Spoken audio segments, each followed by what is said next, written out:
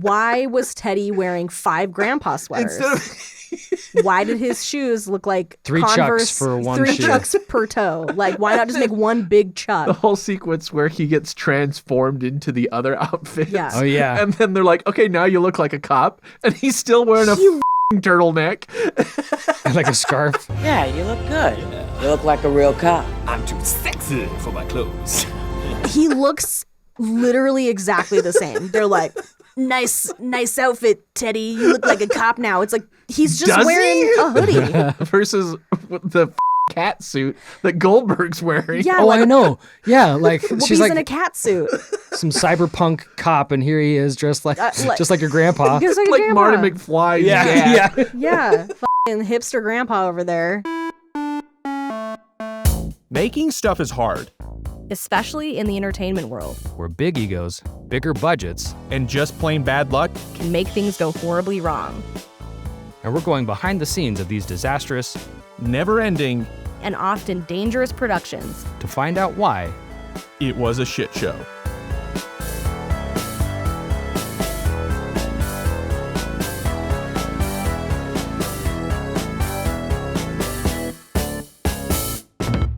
Hello, fellow Homo sapiens. This is It Was a Shit Show. My name is Ian, joined by Clint Hello. and Ray. Who, me? I'm the guy in the bag. The guy in the bag. Stuff of nightmares. Continuing our chat from last time about actors contractually obligated to be in a movie against their will. This was meant to be one episode. I was just going to throw today's movie in that one, but I ran across an oral history of the making of today's movie, and it was too fun not to do an episode on. I love it. I love that there's an oral history about this because we've done a movie already with an oral history of Dune with Max, and but Dune's like a well-known movie. Yeah. And like it makes sense that has an oral history. For you telling me that this movie has an oral history out there, I'm like, oh, do tell. I'm Like, so curious. Who are you, person? What is your life that you're just like, you know what I'm gonna do? Oral history of Theodore Rex. Well, it's funny you should say that. So the main source of today's article is from Blake Harris. He's the author of Console Wars, but as a companion piece to the How Did This Get Made podcast, their episode on Theodore Rex, he interviewed multiple people from the film. Oh, okay. So he was doing that. I don't know if he still does it anymore, but he was doing companion pieces to some of the movies that they covered. Like the How Did This Get Made? How Did This Get Made? Interesting. So if you've ever heard Paul Scheer bring up Blake Harris, that's who we're talking about. Well, you said that name, and I was like, that does sound familiar. Yeah. So if you didn't know what the guy in the bag joke was, well, it's about today's topic. Let's talk Theodore Rex. We're looking for the toy maker. Never heard of him. I mean, you never heard of him. Come on, we know he's here. Where is he? Who wants to know? Who are you? I'm the guy from the bag. You want me to get in that bag with you and snatch you to pieces? Ooh, I love it, baby. Come and get it. All right, Clint. You didn't have anything for Cat in the Hat. Right. But today... I forgot about that. All right, okay, you're going to love this because this is going to be the stretch of all stretches, all right? So this movie is starring George Newbern as the voice of Theodore Rex. Oh my God. You're already off the wagon. I know. Because I'm sitting there going, Whoopi Goldberg, it's going to be some Lion King or something. I know, right? Oh my God. I didn't even think about it. Who was also in Father of the Bride with Kieran Culkin, who was in Scott Pilgrim versus the World. I have my Scott Pilgrim 1-Up coin. Right? I love it. Officially licensed from like the store, so it's like not like an Etsy thing, although Etsy does a lot of good stuff. But yeah, it's my Scott Pilgrim 1-Up coin because Kieran Culkin to George Newbern to Theodore Rex. There you go. This is 6 Degrees of Clint's Closet. Yeah, I was just gonna say that. What is this? You're just pulling out boxes from the very, very I know, right? Like, here. So you gotta go into Narnia. I know exactly. Well, so when Lisa and I go on road trips, we play that 6 Degrees of Separation game where we give each other 2 different actors and we try and connect them. We just do it only for movies. And so we were trying to think of stuff for this movie to bring for Clint's Closet. Like Lisa was like, okay, well, let's see. So she was doing it with me. She's like, okay, well, there's George Newbern. I know him from Father of the Bride. She's like, oh, Kieran Culkin. Oh, he was. And so like it's just like this chain. It's like we've got to have Scott Pilgrim stuff. So which we have tons of it. So like, oh yeah, I'll just bring my coin. Nice. So that's for Clint's Closet. We're making stretches here, aren't we? It's so much of a stretch. I mean, you could have also just like brought a dinosaur toy if you had one of those. That also would be. All I of would my also accept dinosaurs that. are all Godzillas. Oh yeah, kaiju doesn't count. Yeah. You don't have a Lego T-Rex? Oh, I do. Come on, Clint. Even we have a Lego in a T-Rex. sweater? Yeah. Oh my god. Dressed as a. When we get there, I need to talk about the outfit choice of Theodore Rex for 1,000 minutes. Yes. All right. Okay. His shoes are pretty awesome. I'm going to talk about single thing he puts on his whole body. I don't know if I'm going to get to say this later, so I'm just going to say it now before we get into the rest of the movie. Like the idea behind this movie, like the plot, the premise, like I think there's something there. Yeah. And it's absolutely fun. And I want to see this done better because with the technology that because it looked like dinosaurs, right? Is it the same? did, It's the yeah. same. It's got to be the same company, right? Who did actually. But no. But that's what I said. I was like, this is like the actual puppeteering of this is like that 90s TV show Dinosaur is kind of quality dinosaurs. Yeah, for sure. Like, Yeah. It's not bad. The idea is so fun. And like I want to see it done again, but like So, for those who haven't seen or heard about this movie before, it is a buddy cop film with Whoopi Goldberg teaming up with a walking, talking Tyrannosaurus in the future. in like the not In too the distant no, future. Fuck you. The beginning of this movie is like Once upon a time in the future. long ago and Once upon a time- once upon a time in a galaxy far, far away No. in the future or whatever. No, once upon a time in the future. That's right. It's like once upon a time in the future, and I'm just like, fuck you. That makes no sense. So What are you already talking about? Jenny Ray is just like I hate you. Once upon a time in the future, get out of here. What? I'm so mad. Get fucked. Get fucked. This movie. Okay, the script, originally titled T-Rex, was written by Jonathan Betul. His most famous thing is he wrote The Last Starfighter. Okay. And he wanted to take an established genre and shake it up in the weirdest way. I love it.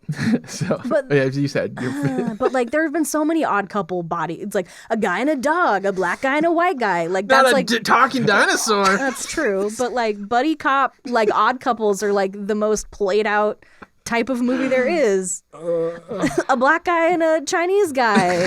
Now I'm just talking about Rush Hour. Like they're just like, let's put two things together that shouldn't be comedy.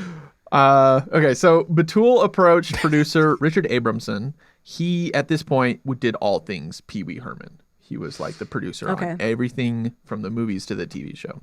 And Betul wants to make the movie outside of the studios so they'll have more control. And Abramson is kind of on the outs from Hollywood for reasons he doesn't really quite explain. So they need to find some outside financiers. In comes Stefano Ferrari, Oh my the god. son. Who is You a just Ferrari. lit up. You just lit up. Just like, oh, I just have fun with this name. Stefano Ferrari is the son of an Italian pharmaceutical mogul. And he Not didn't. the car manufacturer. No. Yeah, I was like, When you said the son, I was like the son of Ferrari. No.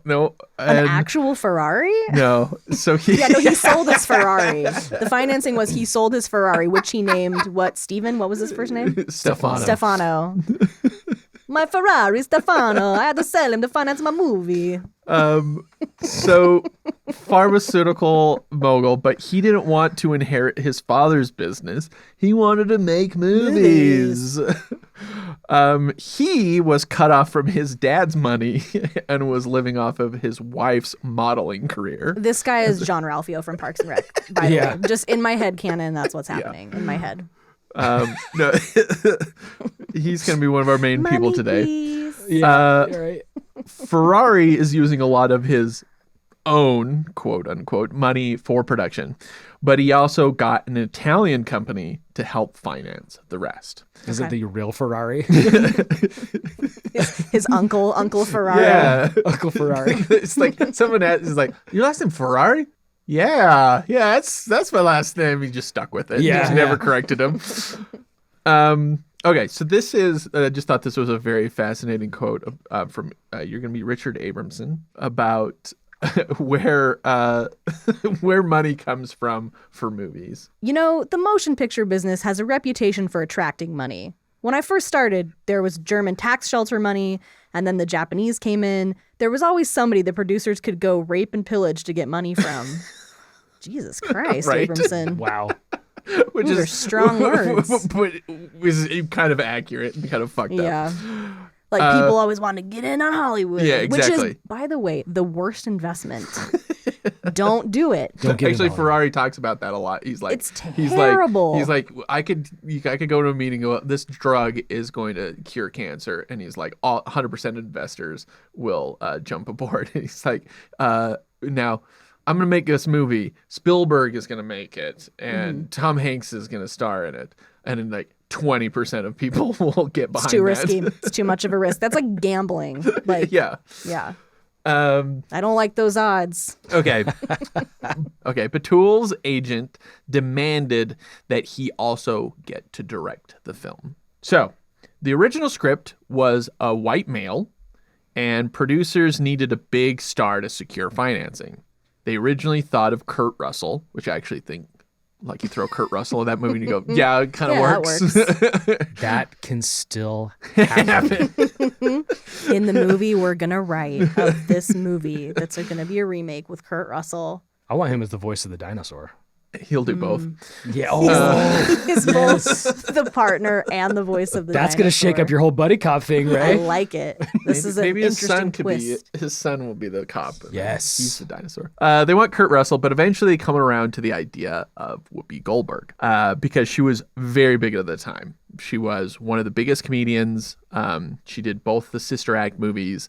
She was voice in Lion King, biggest movie of the decade. She was also on Star Trek. She was everywhere. Yeah. So producers meet with Goldberg. She had a cameo in Little Rascals. She had her own line Yeah, of I know, cushions. but I was sitting there looking at that because she did a bunch of cameos around that time, and it was because it was who she was. Like, if you watch Little Rascals, it's a reveal that it's Whoopi Goldberg, right? It wasn't because she was just a part. It was like, oh, it's Whoopi Goldberg is the mom, because she was so big at the time. Okay, so the producers meet with Goldberg, and according to them, she liked the pitch and agreed to star for $5 million to do this movie. Wait, what year was this again? This is about 94, something like that. Abramson sets aside this amount, this $5 million, in the bank, not to be touched. I don't know how financing works in movies. He's like, this It's is our like- Whoopi money. Exactly. So Stuffing it. that's what's written on the bank statement. Whoopi money. And then he's got to try to explain that away to his wife. Yeah. Yeah. No, that's not what it is. What's this? listen. You have a whole vault at the bank for Whoopi money? No, honey, it's not like that. It's not that kind of whoopee. Goldberg. I don't understand how that shit kind of works, but apparently by doing that, they can't touch it. Wait, banks? But setting aside money that's meant to go to a particular person to be in a movie, I see. that kind of thing. I'm not really sure how that works. Maybe he didn't either, because that doesn't Yeah. sound like that's how it's done. I don't know. He just put like 3 garbage bags that said Whoopi money under his mattress. Just buried It in was the like, backyard. there, settled. I can't touch it. I don't know where it is. As they dump a crap ton of money into the animatronics before production begins. Yeah. Goldberg starts getting skittish. She starts giving excuses of why she can't shoot the movie right now at this moment because she's busy with something else. And then she stops answering their calls. Just kind of hoping it would just go away. Go away. Exactly. Ooh. One of these phone calls, Goldberg calls Abramson. And he lets it go to answer. He lets it go to his answering machine. See how you like it, Whoopi. That's right. Yeah, but he didn't know it was her. He was like in the office. He just hears the phone ring. It goes, Oh, and gotcha. it just goes. Remember answering machines, guys? Yeah. And You've then, reached the telephone of Yeah. Abramson. yeah, and then you can hear this You happening. can hear it happening Yeah. live, and you could choose to then pick up the call. Exactly. Yeah. Exactly. That's very perfect. There you go, kids. A little lesson about answering machines. Antiquated The 90s first thing that technology. came to my head was the only thing I could think of like in a movie is Batman Returns. Oddly enough, is her answering machine. Her mom keeps calling. Right. Anyway, but yes, exactly. Yeah. You can pick it up and it still records. So It's still I didn't even know that. yeah. Oh shit. So he hears, "Hi, this is Whoopi." And he goes, "Oh crap, hurry!" And he picks it up, and he's like, "Hey, we've already spent millions on this. Are you committed to doing it?" And she says, "Yes, 100%. Like I'm 100%." But gives reasons. Blah blah blah blah. As Goldberg retreats, the producers think her agents talked her out of doing the film for whatever various reasons, because it's stupid or what, like if you're gambling on some unknown producers and unknown director, Yeah. and instead choosing to use that $5 million offer as a way to get more money out of bigger, better projects, to be kind of like, oh well, like you want her to star in this Oscar movie. Well, these guys who are going to make her do this dumb T-Rex movie are going to pay her $5 million. How much are you willing to do? How many garbage bags of Whoopi money you guys got lying around, huh? Yeah. Let's see it. We've got 3 hefties. So then Goldberg flat out tells the producers to move on. She's not doing it. She's not going to do it. She's like, thanks for the leverage, though. Yeah, exactly, right? They say, but we had a verbal agreement, and she says, that never happened. That ain't worth shit. So the producers reach an... Oh my God. Okay, sorry. I just realized what's about to happen. So the producers reach Keanu Reeves' friends forged the signature for her. That's what happened? That fucking sneaky guy. just going into people's trailers, signing contracts. He's a handwriting Whoopi. expert. Yeah. I'm a handwritingologist. I look at a signature once and I can forge it. He breaks into a trailer and signs it. The psychic from Star Trek. Or Whoopi Goldberg's signature is also just a giant X. Yeah. A cartoon It's not even X. a W. Yeah. It's an X. So the producers reach an impasse. They're like, okay, we've spent millions on pre-production, and they have $5 million sitting in the bank that can only be used for Goldberg, for Whoopi Goldberg. Mm-hmm. What do they do, right? So Abramson said the Italian financiers are demanding that Whoopi Goldberg be the person in the movie. You don't mess with Italian financiers. We love a Whoopi. We just want a Whoopi in a movie. Yeah, she's so big now. She's so big right now. Thanks, Mario. Yeah, Mario. You got a problem with Whoopi. Whoopi. They decide to sue her for $20 million. She countersues. Okay, off the record. So this starts up. Goldberg approaches Ferrari saying, let me out of this movie and I will help you find like a cheaper but no less talented star, someone that's like on the rise, whatever. Like I'll help get you something else. Ferrari is like, now be all this stuff. Ferrari's very wonderful, nice gentleman. Like he's just a little wet behind the ears. Yeah. Well, so you said that she was getting skittish. Did she ever explain like what was making her so nervous about? No, she why never didn't wanna tells do it? them, and the producers have no idea why. Huh. They just assumed it was that they were using it. She was using it as an offer. They don't know. Okay. Yeah, but Both Abramson and Ferrari straight up have no idea why she just stopped calling or stopped picking up the phone. But it could have also been what you were saying, where like in the cold light of day, she like re-looked at the script and was like, "What the fuck? What did I agree to What's here? this guy in the bag?" Yeah, that's what Yeah, That's was why the she was kicker. skittish. Yeah. I was also skittish. She already saw some like concept art and was like, oh my God. So she's talking to Ferrari, and Ferrari's like, this is a good compromise. Like, we can work it out. We can find someone else. But not Abramson. He's like, he convinces Ferrari to stick with the lawsuit. This is Stefano Ferrari. I'm not going to try. It's a trap. In hindsight, I think not agreeing to this was probably the biggest mistake on T-Rex, which does not mean the film would have been any better, but I'm talking about from a financial standpoint. Okay. In court. I know. In court. I know it's gonna happen. Abramson's plays Exhibit A, the tape. the tape. The tape from the answering machine that kept recording the call where she verbally agreed to be in the movie. Dun dun. Dun dun. Yeah. This is some fucking true crime Which shit. which happens in courts. There's a big dun dun Law and Yeah. Orders when Yeah. something big happens. Your That's Honor, amazing. I'd like to present Exhibit A. Dun dun. Yes, exactly. Their lawyers play the recorded tape of Goldberg saying, yes, I'm 100% in. Oh, Goldberg. So Whoopi Goldberg's so mad lawyers about that. argue that that was recorded illegally without her knowledge. And so then it goes into this like forensic thing of like, is it authentic? And she like hired a Hollywood fixer to kind of like, and it gets a little ugly. I mean, yeah, probably like me, she was maybe not aware that the answering machine continued recording. exactly. Like Yeah. once someone Yeah. picked up the phone. Yeah. So this was around the time that cameras were allowed in court. And so being in LA, like any star, big star, being in a court case, like this is going to be Paparazzi. we got to show all this stuff. Yeah. So the trial became very public. I mean, I'm thinking to myself, like, why don't I remember this? Remember, well, that was like 10 years old. It's like, I didn't care about what Yeah, you weren't reading the LA Times. Oh, wow. You weren't following court cases. Yeah, no, I just wanted to know what was going to happen to the Green Ranger. So Which was also a really big and publicized Very court big case. It's a big deal. yes, well done, Jenny Ray. Thanks.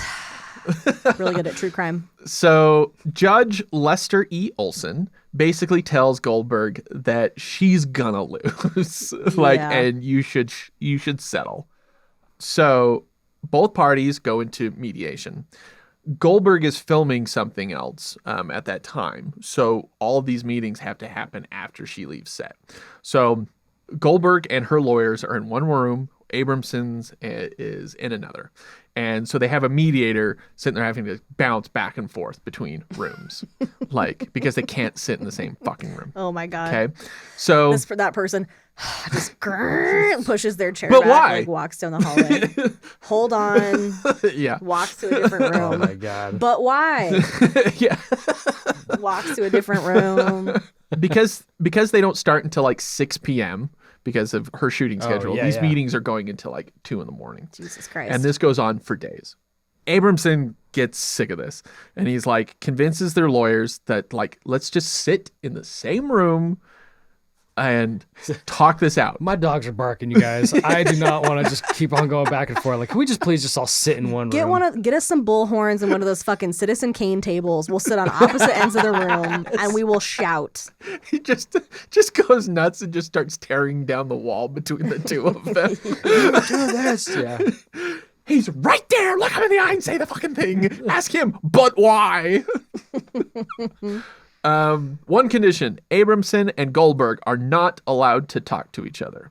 Abramson sits down and Goldberg yells, "Just for the record, I hate your guts. Maybe in 10 years, you and I could have a cup of coffee and laugh about this, but you've made my life a living hell and I hate your fucking guts." Oh, Goldberg. Damn. So this is how that starts out. Wow.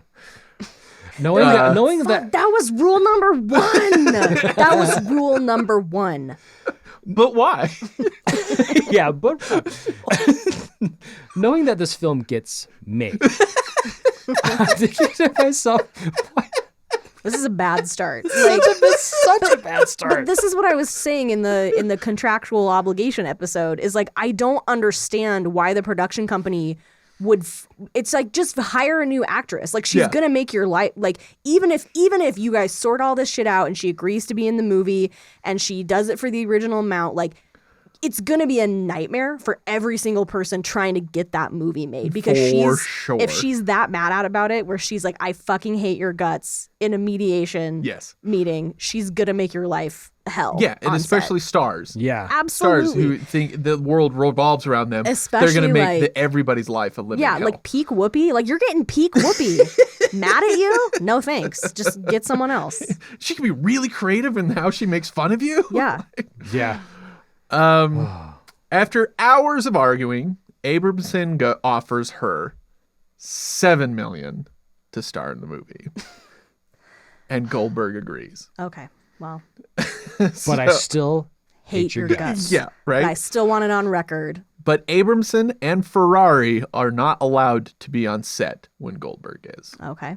So the main producers aren't even allowed to be on set. What did Ferrari do? He's a nice guy. I just feel bad for the director, like the writer-director, because he's probably just like over there in the corner, like, I just want him to have a movie. Man. Yeah, right? Yeah, I had this fun idea, and I just want to get it done. Now I have to make it with this pissed off person. Like, yeah. This and powerhouse. my main producers can't even be on the set when my main actress is on the set, which is always all the time. Yeah. That's crazy. So because Judge Olson got Goldberg to agree to this mediation that worked out in their favor, sure, he is credited as special production consultant. No, in the credits. Really? Amazing. Oh, he's probably like, I'll take this case. If you're gonna lose. Just kicks off his Hollywood career as a production consultant. Now he's a producer on like all those judge shows. On Law and Order, yeah. There you go. Well, somebody said his name was Judge what? Judge like Lester E. Lester Olson. E. Olson. That's such a Judge Judy kind of like. Yeah. Tonight on Judge Lester. Yeah. That'd be really funny if he just has all these other credits. Yeah. Okay. Now that Abramson is hated by their star, their Italian financiers are mad that he got them into this situation in the first place. Yeah, because now they need $2 more million. Yeah. The press thinks he's the bad guy.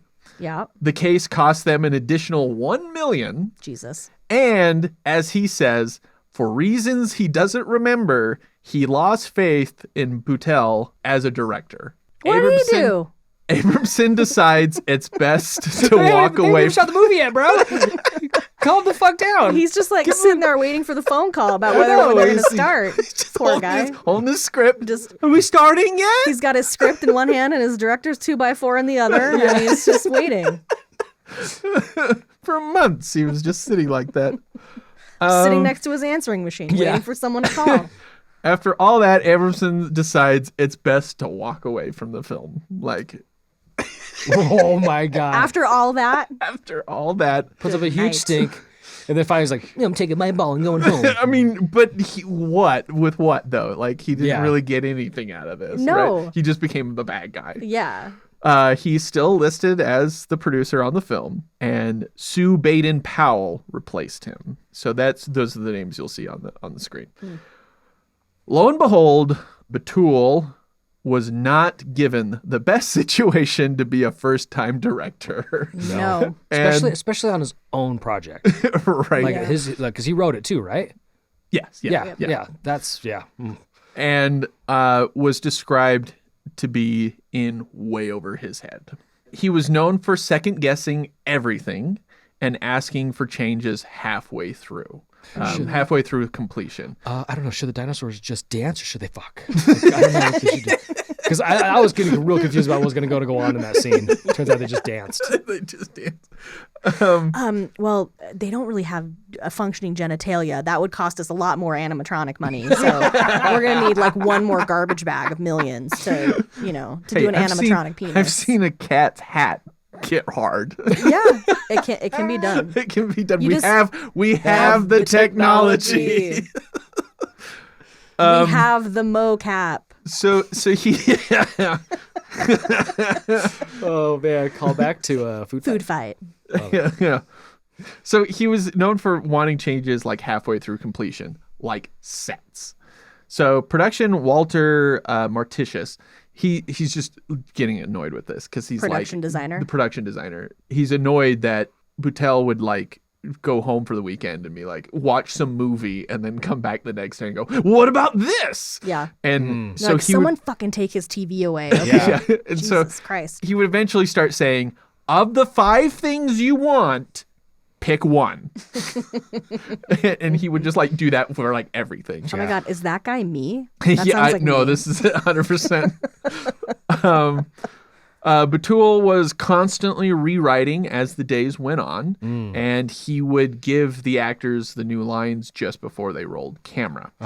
In one situation, Armin Mueller-Stahl, who's the main villain. Right. Wait, who even is the geneticist guy? Yeah, the oh my guy that God, was- I like my brain, part of my brain erased. I think I went into a Half fugue that state. movie. The guy whose like name like just exudes like evil villain. Yeah. Elazar Yeah. Kane. Yeah, Like, oh my that's- God. Kane, yeah. Yeah, Kane, that's like right. Ebenezer Scrooge levels of villainous Yeah, name. right. So he's getting like annoyed. He's like, can we just do the lines as written for once? Yeah. Like that's the kind of thing they're dealing with. Right. Yep. Goldberg, she likes to communicate and talk through her issues as soon as it happens. But Toole would listen and then want to go think about it by himself somewhere else.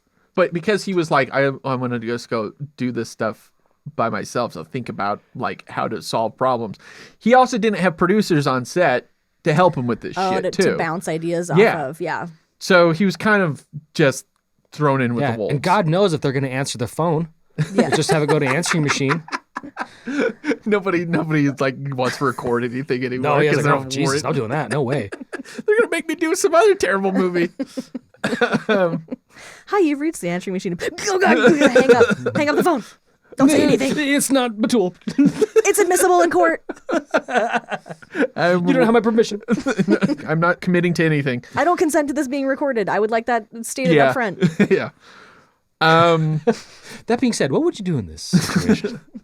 So this is one of the puppeteers, Bruce Lanoyle, talking about dealing with Jonathan Batul. Jonathan was in way over his head, and he was trying his best to tread upwards. And Jonathan did his best, God bless him. But he was just overmatched. It's just like talking about like a wounded puppy. God bless him. But he was just overmatched. He was overmatched by people who weren't going to put up with the nonsense of someone who didn't know what they wanted. That's the killer. I wonder if that's what people say about me as part of this podcast. He's just treading upwards. He's way over his head. God bless him. He did his best. Overmatched. Just kidding. No, that's got to be one of the most frustrating, because like directors have to be pretty fucking decisive, and they have to know exactly, like they have to see the movie, know what they want, because it's too much cost and risk to like change your mind that frequently. Like if you do it like a couple of times because you can say, okay, look, I know this is like a deviation from where we were planning, but like I have legitimate reasons why, and this is going to be better. And I'm changing my mind like 1 or 2 times and like getting everybody on board with you. Then people are like, okay, great. Cause like they trust you that you're making the right decision. But if you're doing that and you're like wishy-washy and flip-flopping all over the place, like no one trusts you. From week to week. Like, yeah. Right? So annoying. Clint, this is Jonathan Batul about making the movie. No parent can admit that they have an ugly child. I mean, they could. So basically he's saying like, I know this was difficult, like, and I could not admit to myself that this was as bad as it was. Yeah. And I'm making it worse. Throw this one out. Start over again. Much like children. Send that one back to the kids' store. You gotta go get a new one. Throughout the rewriting, the movie becomes more kid-friendly, which was this movie not for kids? But Boutel realizes that Goldberg isn't going to be the funny comedian in his film. Like, she's obviously mad, and she's not going to be like ribbing. She's not gonna put forth her best effort. Yeah. And so very phone it in. But also, that's not the character, from what I recall. Yeah, she's not like cracking jokes. Like, so he starts making her the straight man. Oh, I see. Okay. And then kind of starts giving the funny stuff to Rex. To the dinosaur? Teddy. And so, but then it kind of lands awkwardly between the two, where you're kind of like, Because he's also not funny. Yeah. It's just none of it's funny, Yeah. really. Okay. So Goldberg, who obviously didn't want to be there, was on and off difficult. She started production really rough, yelling at everyone. By accident, she ran into Stefano Ferrari, twice during production. And he's like, "What are you doing in my office?" yeah. Whoops. You're violating our agreement. Yeah. And he was very nice and he was like, "Oh, hello." And she just walked past him and said, "Motherfucker." Now, and how that scene played out was, don't be suspicious, don't be suspicious, don't be suspicious, don't be suspicious. That's Ferrari sneaking around the set. Yeah. Martitius, production designer, declines to say how Goldberg was on set, but he says that anytime he sees her on TV, he has to change the channel. Oh, wow. Ooh. Okay, so going back to Bruce Lanoil, who read that quote earlier, he was a puppeteer from the Jim Henson Company, and this was like his first film. First day on set, even though they're having troubles with some of the mechanics, Lanoil feels like he's personally just crushing it with the eyes right now. Like he's like, got it, I'm got it on. Then Goldberg walks up to him.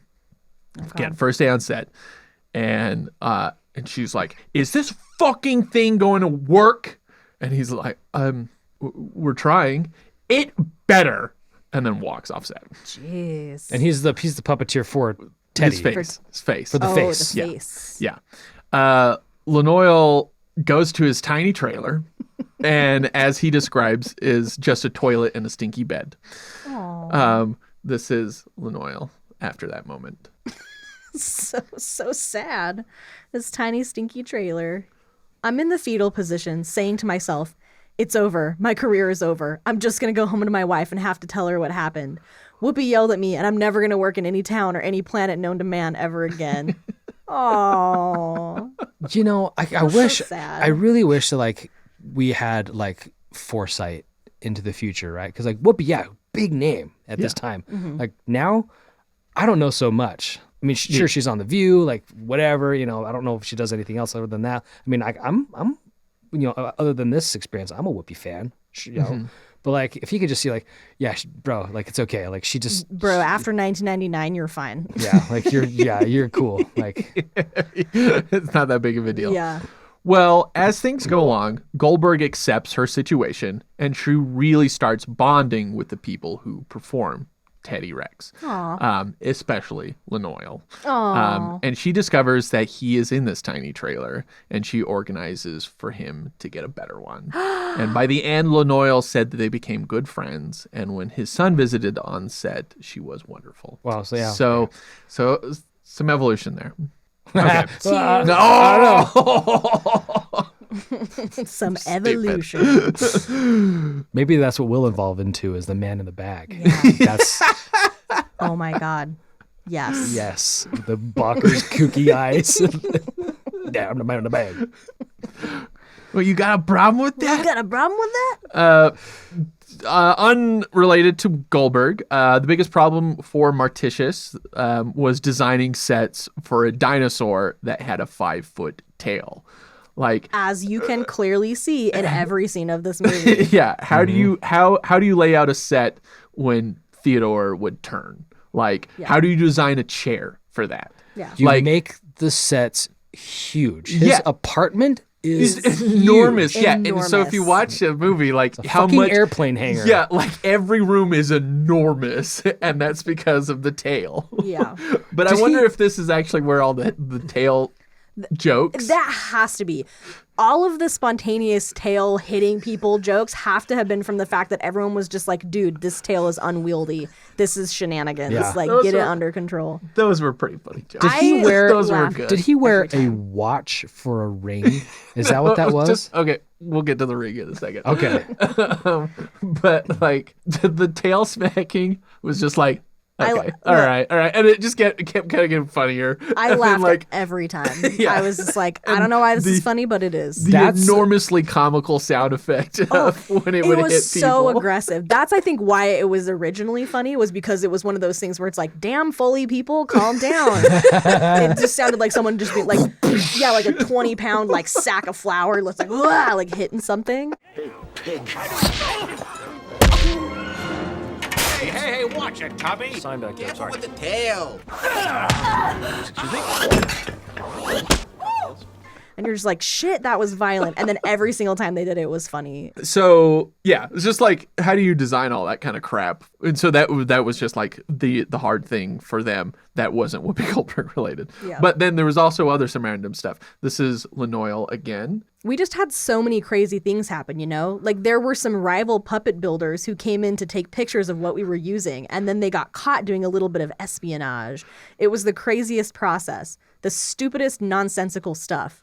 And we just shot and shot and shot this thing, and it was never over. Puppet espionage. Are you kidding? Okay. What's an important movie that happened very related 3 years before this movie came out? Jurassic Park. Jurassic Park. So it's like we're starting to jump into the CG, the revolution of CGI, right? Yeah. So I just think it's so funny that there's these puppeteers. They're having a Cold War. Yeah. Well, I imagine, like you said, there's like puppet spies. I imagine they're like actual puppets. Like Guy in a bag. The fucking guy in a bag's a double agent. Like I just like Holy some shit. Some puppeteer has like his own Muppet who's like behind a Yeah. craft services table, just be like Pulls up a camera. Yeah, just actual like an And then when actual someone- puppet, like a spy. Like what the hell is that? Like oh, no one to see here. It just like pops down. And he's gone. This guy gets up. It just runs with the puppet in his hand. He does the fully commits. He gets caught. Does the Muppet like run off? Yeah. Of the, like arms Waving in Hands in the the air. air. The Muppet run. Oh my god. No, the guy in the bag is 1000% a double agent, because why the fuck else is he in this movie? Yeah. And then Whoopi, this is the real mystery. Whoopi and Theodore, they're just like, what's this guy doing here? I don't remember this puppet being part of this movie. And he's like, who, me? Like, Who, that's me? exactly I'm the guy what's in the bag. happening. And then Mattel's like, yeah, okay. Whoever improvised this is great. Let's do it. Let's keep it. And then the like caterpillar thing that was also a puppet? Yeah, like the furry penis.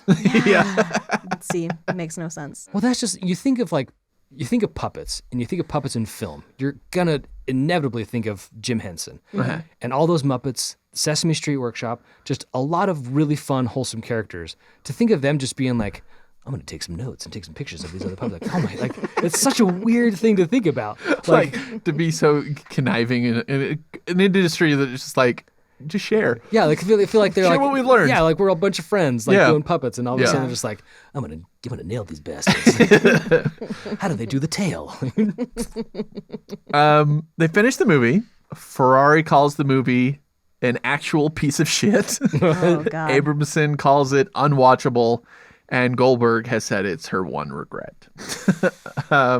This is As she counts her $7 million. yeah. I regret this. $7 million. This is Batul on what his overall feelings. Not to be evasive, but I don't remember much. I have no short-term memory for sad things. Oh, he's a goldfish. Oh, wow. He went to the Ted Lasso School of Forgetting. Just keeps swimming. That, He's like, I fully blacked out. I was in a fugue state. I don't know what happened. I Dude, feel I was like, drunk. I feel the like whole that time. sort of statement is like something that you would say to like your therapist. Yeah. So I'm like wondering, like, does he get help? I hope he did. Are you okay, guy? Okay. New Line Cinema was to distribute the film. After watching it, they tell Batul to edit down some of the violent, not kid-friendly scenes. No. And, I want to see I want to see Theodore Rex Rip a dude's head off. a fucker in half. I was waiting for that too. But there was stuff like with like the henchmen that get thrown in like a fucking meat grinder or Yes. something that was like, Oh, and it cut yeah. away so fast. You're like, what the fuck just happened? Yeah. Yeah. Forgot about those henchmen. So there was they had to cut down they'd be more it would be better for kids, and then they ADR'd a bunch of lines to clarify the plot. Which if you listen for ADR, it was like there's a lot So of it, and yeah. it's so obvious. Well, like Elazar Kane, like everything he said, I was just like, that's not him. New Line also changed the name of the movie from T-Rex to Theodore Rex, which Ferrari hated because he's like, I can't say Theodore. Oh yeah. Theodore. Theodora. Is that right? They planned on a holiday 1995 release.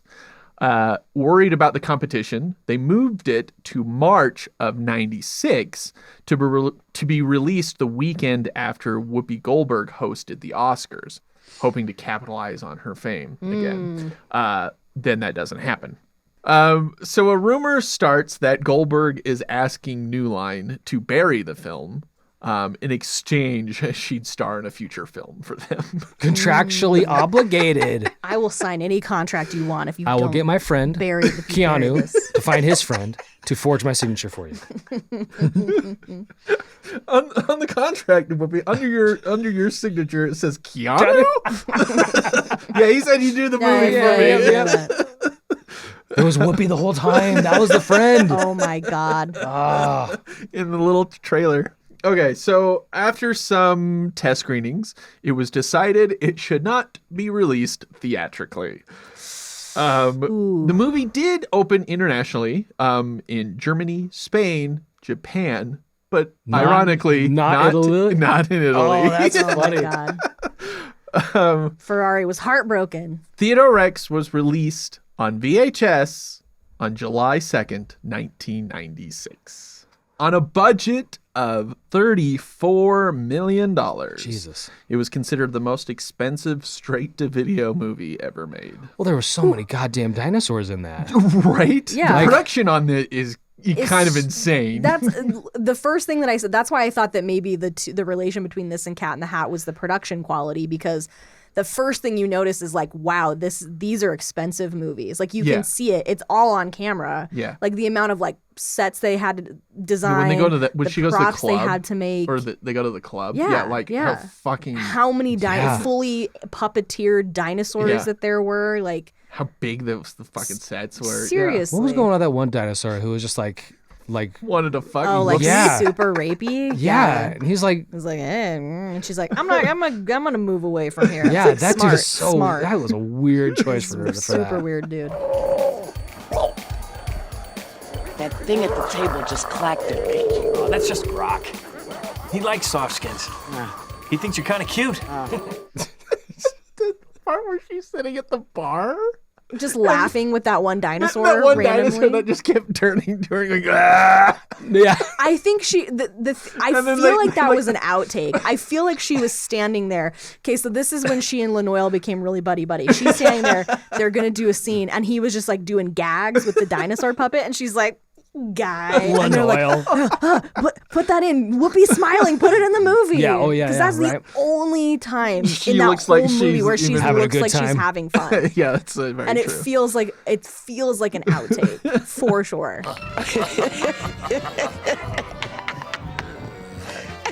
And you think you're gonna get somebody? Not tonight, baby. Stefano Ferrari immediately entered 6 lawsuits For this film? for this film. Oh, wow. International distributor J&M sued Ferrari for lost profits. Abramson's ex-wife sued because she was promised a line producer job. She wanted $80,000. City National Bank sued for an unpaid loan of $400,000. Their lawyer during the Goldberg suit sued for unpaid legal fees for $100,000. And I'm not making this up.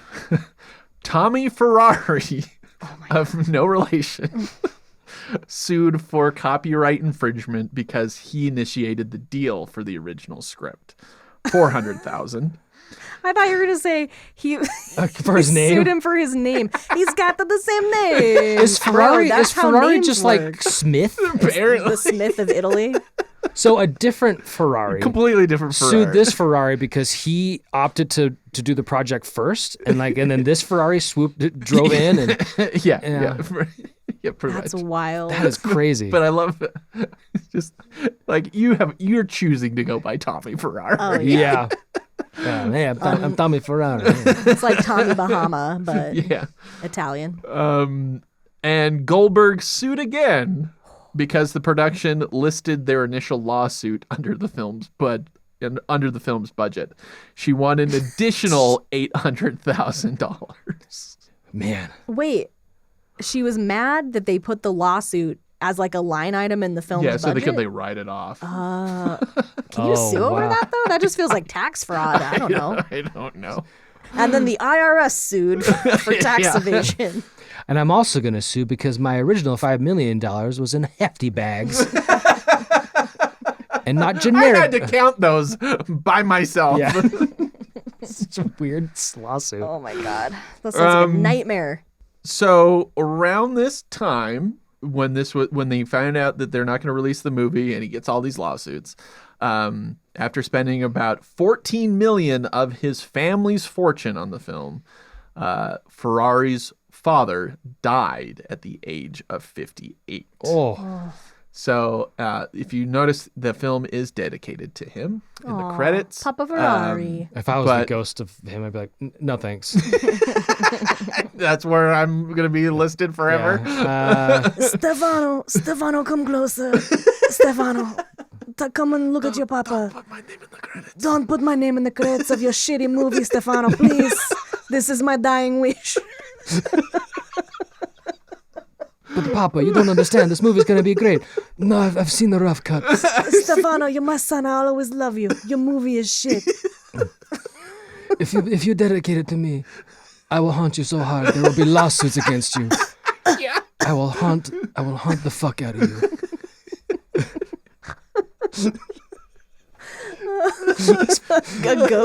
a ghost lost. Who you gonna call? Ghostbusters. Ghost Lawbusters. He shows up as a Ferrari. Yeah. As a ghost. Like Christine, that's where Okay, so yeah, he's dealing with lawsuits and his dead dad. So and here we are joking about it. Oh, we're horrible. Somewhere along this entire journey to help the movie get made, Ferrari waived his right to an executive producer credit, meaning he's never made a single cent on the movie. Yet he is personally paid for all of those lawsuits. Oh, I feel a little bad for Ferrari. Yeah, I know. It's like That's the sad. interviews with it, like he just comes off as just a genuine guy, and everybody said that he was just a lovely gentleman. Yeah. And he was wanted just to wanted make movies. I just wanted to make movies, Dad. I just wanted to make my papa proud. No, come home. So you did not make Sell pharmaceuticals with me. You did not make me proud. And now I am dying. Oh man, I really hope he doesn't hear this podcast. If Stefano, if you do, I'm really sorry. We're sorry for your loss 20 years ago. Yeah. So, final thoughts from Lanoil. Final thoughts on making this movie. It was just a cop buddy movie, right? Everyone understood the genre. But in this case, you had to ask, why? Why are they talking? Why are they dressed as humans? Why are they dying? Why are they not fighting back? Why doesn't he eat meat? Why does he want to live in an apartment? I mean, so many whys. Why does he wear a ring? Why is he driving in a car? And why is he with Whoopi Goldberg? And nobody could figure any of that out, and nobody has since. It's so true. End of podcast. Yep, he got it. And who is the guy in the bag? It's the guy in the back. But there was the constant, like, we kept pausing it going, like, okay, wait, why? Like, Why does he drive a tour bus van? Yeah, why is it a tour bus van? Why did they bring him back, and why were they fully developed? Because Kane is the guy that brought him back, and he's just an old man, so they haven't evolved. There has to not be like been talking animals. Yeah. This was like, I kept getting stuck on this. I'm like, okay, so he genetically engineered dinosaurs from like whatever, like Jurassic Park style. There has not been sufficient evolution time for them to like evolve speech. Yeah, exactly. And to know how to tie their shoes. Yeah. Well, since he's the guy that created, but in that time, in his lifespan, even if he did this when he was in his 20s. It's been 40 years. It's been 40 years. Yeah. They've already been fully ingrained into society where they build places for them. They have clothing. Cars for them, clothing. Cars. Like, Why was Teddy wearing 5 grandpa sweaters? Why did his shoes look like 3 Converse, chucks for one 3 shoe. chucks per toe? Like, why not just make one big chuck? And then we were sitting So there just weird. like kept sticking on like how stupid his first outfit is because he's like layered. He's got like 4 They layers. go through And this then- whole montage of he's like, I gotta get ready for work, and he's like, and it's like he's such a cool guy. Look at his chucks, look at his Converse sneakers, and then he's like, yeah, and he's like doing like finger guns in the mirror, and it's like, you look like like, what are you wearing? What is that outfit? He's got like, and I put on a sweater and then a vest and then a sweater vest and then a grandpa sweater and then a blazer. It's like, why are you wearing 6 jackets? Yeah, and then but then cold-blooded, but then right? there's 'Cause that it's whole cold-blooded. the whole sequence where he I'd gets buy that theory. he gets transformed into the other outfit. Yeah. Oh, yeah. And then they're like, okay, now you look like a cop, and he's still wearing a fucking turtleneck. And like a scarf. He looks literally exactly the same. They're like, nice outfit, Teddy. You look like a cop now. It's like, he's just Does wearing he? a hoodie. He's wearing fucking jeans and a hoodie. What are you talking versus about? the fucking cat suit that Goldberg's wearing. Yeah, Oh, like, I know. Yeah, like Whoopi's she's like in a cat suit. some cyberpunk cop, and here he is dressed like just like your grandpa. Just like, a Like grandpa. Marty McFly's Yeah, dad. yeah. Yeah. Fucking hipster grandpa over there. Well, and also what was his original job? He was like the He was like the PR for the person. police. Yeah, It's just like we're gonna there we're gonna give like- you a big break. We're gonna take a chance on you, Teddy. It was just it was kind of full of just like the fucking beginning of the movie goes, this is the plot. Yeah. Kane is gonna start a new ice age. So none of it doesn't matter because you There's- already know No, where this yeah. is going. I thought that too, and then when that started, I was like, oh, okay. Well, I They did guess like I still a gotta watch it. yeah, yeah. and They did so- like a Star Wars scroll that just revealed everything. So it's like there's no twist, there's no mystery. No, literally, it was like they built a Death crazy. Star that the rebels will get their hands on and destroy it. And it's like, that's how the movie starts. And you're like, so this isn't a mystery at all because I know where this is going. And technically, without it, you don't find out until like the last few minutes of the movie. Right. It's like 'Cause the there's- Empire Strikes Back. Vader's his dad. the very end of the scroll. Oh, by the way. And then Virginia Madsen comes back in and goes, oh, and remember Oh, one thing I forgot. Also, this happened. Arrakis and stuff. You get a dictionary. Yeah. They have to do so much like just stupid world building in this movie. That's Yeah. like when what's her face, like the dinosaur that died, they go to interrogate Carol Kane's character, and she's like, "I'm already having a funeral for him," and they're like, "That's suspicious. Why are you already having a you funeral? didn't know if he- and you didn't even know he was dead." And then they never go back to that. Go back to it. But she just says some stupid line where she's like, "Dinosaur funerals, they have to happen fast. It's custom." It's like, what? I love how they just What are you talking about? But then it was also the first dinocide. So like what? I was so mad when they said dinocide. I was like, it's just murder. Just say it's murder. Dinocide? That's stupid. I'm telling you, there is a good movie here. It's in there. there? It's in there somewhere. Okay. Well, I mean, I think the movie actually, the most fun stuff is not the two of them. No. Everything else going around the movie is so fucking bonkers and kind of enjoyable. Like the guy in the guy bag, in the the bag. weird creepy dinosaur that wants to eat Whoopi or whatever. Like there's so much weird shit. Like fucking Bud Cort's evil. The spinner character. Yeah. yeah. Like, I love that it's Oh, he had a weird fucking voice, Oh dude. my god. That it was just like there's so much weird shit that was just very entertaining. And when it was focusing on them, that's when it was like at its it was worst. boring. Yeah. When it was focusing on like trying to give you the plot. You're just Yeah. like, I literally don't care about anything that's happening. But when we finished Cat in the Hat, because we watched Rex first and then we watched Cat in the Hat, January turns to me and goes, remember how you told us we were going to watch 2 terrible movies and we ended up watching 2 awesome movies? Because they're both entertaining as shit to. I mean, I think Cat in the Hat's actually more entertaining. Oh, yeah, I than would agree, too. Theodore Rex, for sure. But there's stuff in There's Theodore Rex enough- that was actually really kind of funny. Oh, yeah, like yeah. I'm gonna think butt about this trumpeting.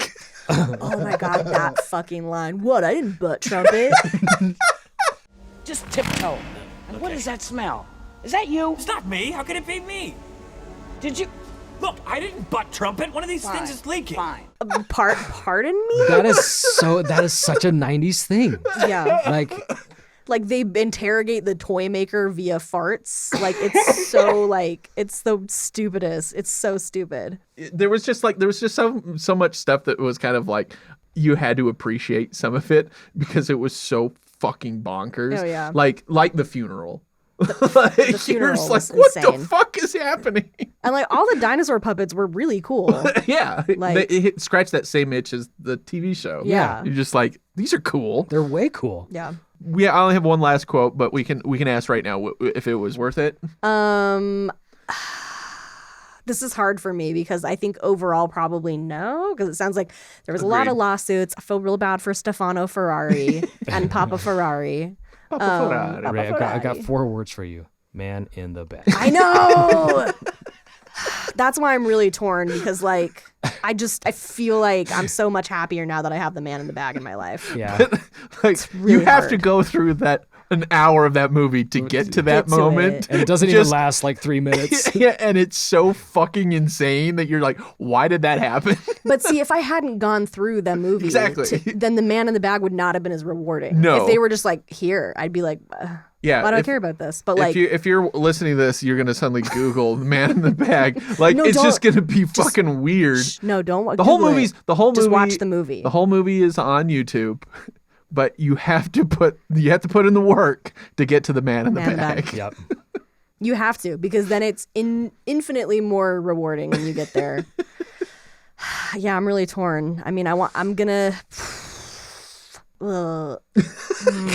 We just broke Jenny. I Ray. mean, I think we can say Does not compute. I think we can say yes and no in this Yeah. case. yeah. Yes, it is worth it because it's just a bonkers story. Bonkers movie. Bonkers movie. I'm gonna die on this hill. Like there is something in there. There is something good there, and I just need to sit through it. I gotta crack this. But again, no, because of lawsuits, because of all the heartache that went through it, and it's not worth it. The movie's on YouTube, guys. Like you know, it's not worth it. It's gonna go straight. Yeah, just to nobody YouTube. cares to pull it from YouTube. Right. You know that if we It's say garbage. this movie is fully available on YouTube, the quality of movie you're getting Yeah, yourself this into. isn't like a Ghost of Jerry Lewis situation where they're gonna try and pull the movie from YouTube. Like Ferrari. no one gives a shit. Papa Ferrari's like, well, whatever. He's gonna leave it there. The Ghost of Papa Ferrari. All right, wrapping us up here. Batul, his final thoughts. All right. You know what? I think that in endeavors like this, that to fall in love with only one actor is a fast track to getting your heart broken because you're suddenly limited by your own desires. You learn a lot of things when you make a movie, any movie. And the number one thing I learned on this one was you can't sue your star. A lesson for all of us. Yeah. Don't sue Clint. Got it. You heard it here first. Finally. Oh, some affection. That's so sad that you consider not suing you is like some act of kindness. No, the fact that he called me the Star. Oh, Yeah. I see. Okay, Now sorry. get in your bag. See, I just skipped right over that part. Yeah.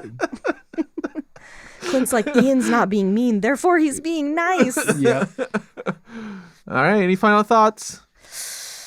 I think we've said all that there. Oh, no, I do have one final thought. What the fuck was going on with Carol Kane in this movie? That was the worst. Yeah, I don't know second why it was choice. her. Watching that, So and I was like, bad. oh, Carol Kane's in this is the voice of this other T-Rex, and The I'm worst. listening, just like, that's not Carol Kane. I was telling Ian, I'm like, it sounds like they literally just pushed her into a voiceover booth and they're like, yeah, just like talk about some stuff. And she was just like, hey, ho, hi, whoa, who's that? Theodore Rex, hoo, ha, hoo, ha. Like, she was just fucking, just like, Watching the it footage. was like jazz. It was like the voiceover jazz. That's what she was doing. Like, there were a lot of notes, but like they didn't really make music. That part where she's changing and it's supposed to be like sexy. It's like, Oh, it is- dinosaur thigh. Oh my God.